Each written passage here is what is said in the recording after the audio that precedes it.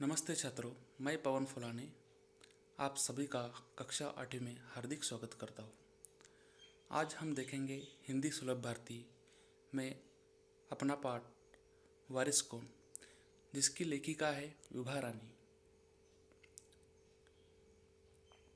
सबसे पहले हम लेखिका का परिचय देखना चाहेंगे। लेखिका का जन्म 1959 में मधुबनी, बिहार में हुआ। यह बहुआयामी प्रतिभा की धनी विभा रानी हिंदी व मैथिली की राष्ट्रीय स्तर की लेखिका है। आपने कहानी, गीत, अनुवाद, लोक साहित्य एवं नाट्य लेखन में प्रखरता से अपनी कलम चलाई है।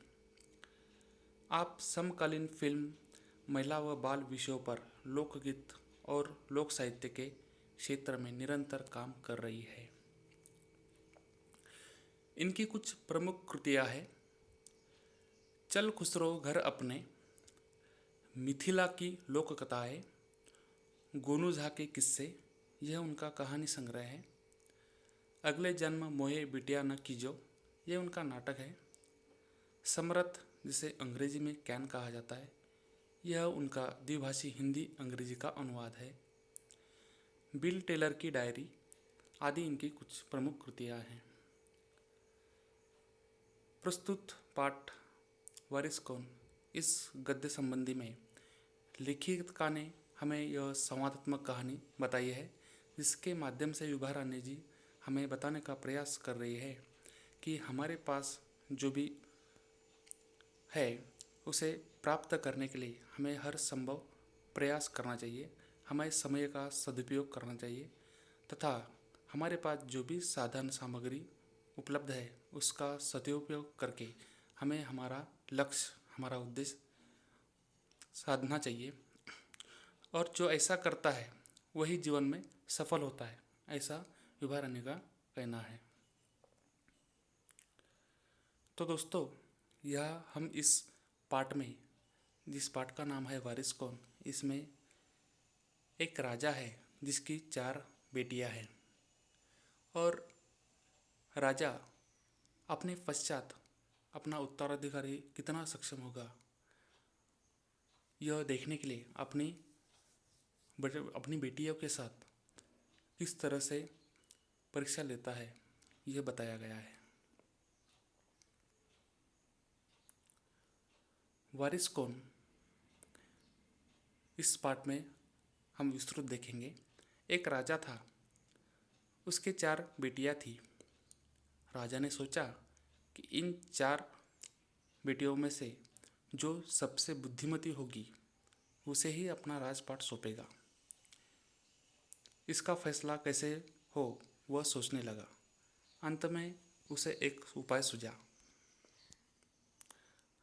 देखो बच्चों, इस पाठ में जो राजा है उसे अपने पश्चात अपना उत्तराधिकारी जो तय करना है, जो राजपाट संभालने के लिए सक्षम हो, राजपाट मतलब राज्य का प्रशासन, तो उसे उसे चुनना है।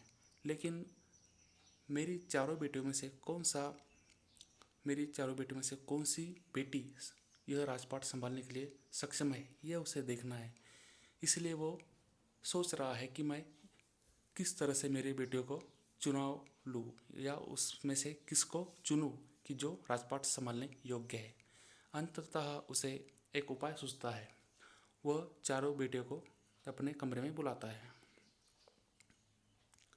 उसने एक दिन चारों बेटियों को अपने पास बुलाया, सभी को गेहूं के 100-100 दाने दिए और कहा, इसे तुम अपने पास रखो।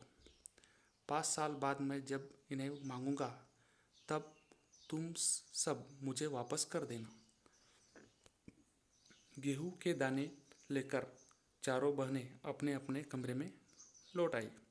बड़ी बहन ने उन दानों को खिड़की के बाहर फेंक दिया। उसने सोचा, आज से 5 साल बाद पिताजी को गेहूं के इन दानों की याद रहेगी क्या? और जो याद भी रहा तो क्या हुआ, भंडार से लेकर दे दूंगी। दूसरी बहन ने दानों को चांदी की एक डिब्बी में डालकर उसे मखमल के थैले में बंद करके सुरक्षा से अपनी संदूकची में डाल दिया। सोचा, 5 साल बाद जब पिताजी ये दाने मांगेंगे तब उन्हें वापस कर दूंगी।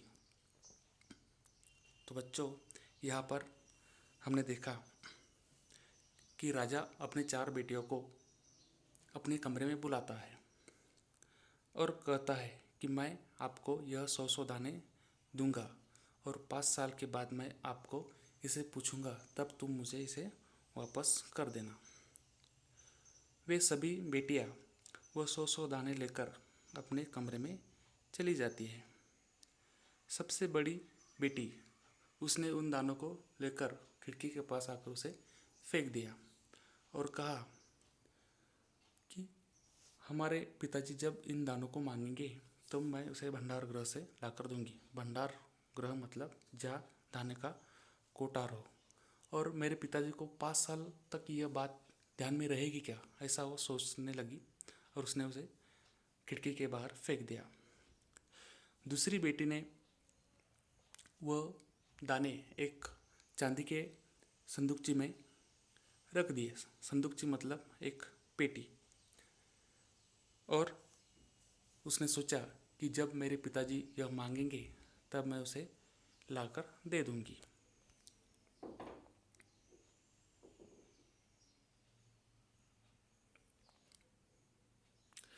तीसरी बहन बस सोचती ही रही कि इसका क्या करूं। चौथी और छोटी बहन तनिक बच्ची थी। शरारतें करना उसे बहुत पसंद था। उसे गेहूं के भुने दाने भी बहुत पसंद थे। उसने दानों को भुनवाकर खा डाला और खेल में मग्न हो गई। तीसरी राजकुमारी को इस बात का यकीन था कि पिताजी ने यह दाने यूं ही नहीं दिए होंगे, जरूर इसके पीछे कोई मकसद होगा।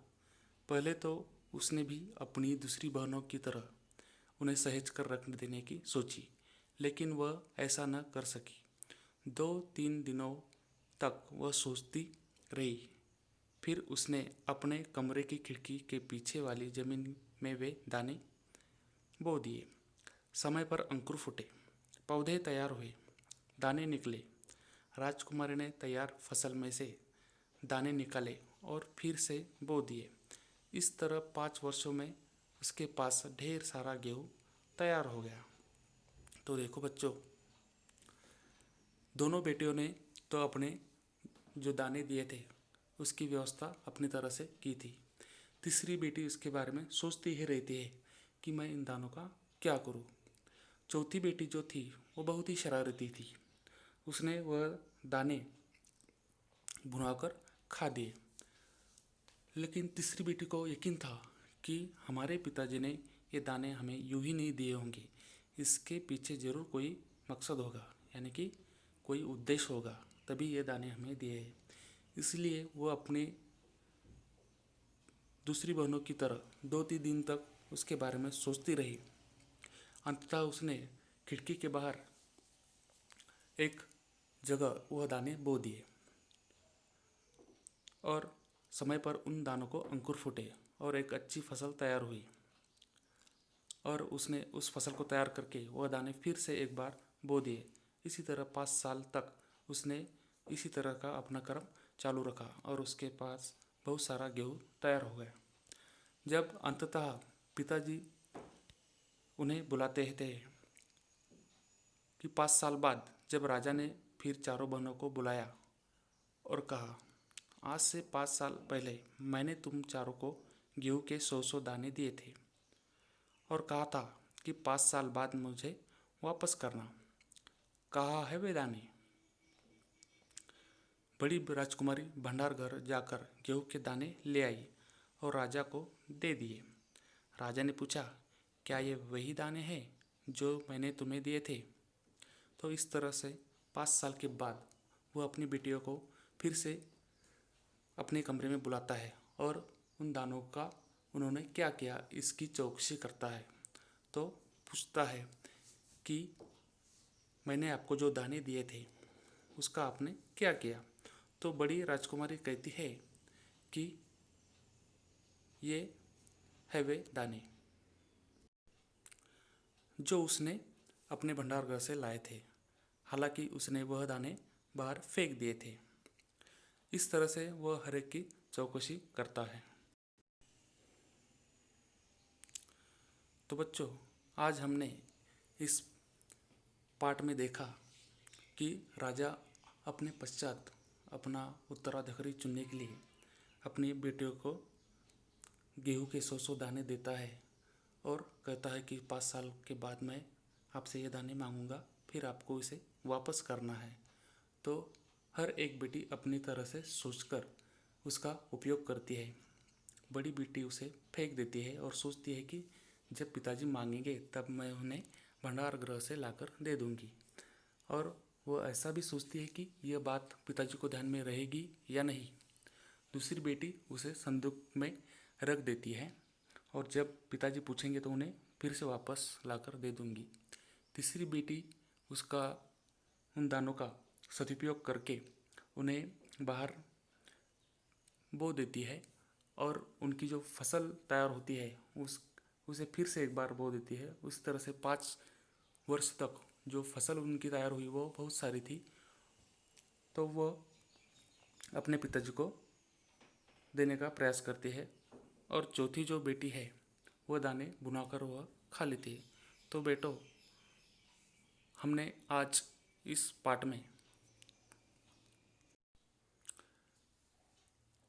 जो देखा है उसे आपको एक बार फिर से पढ़ना है। इसका अगला भाग हम अगले वीडियो में देखेंगे। धन्यवाद।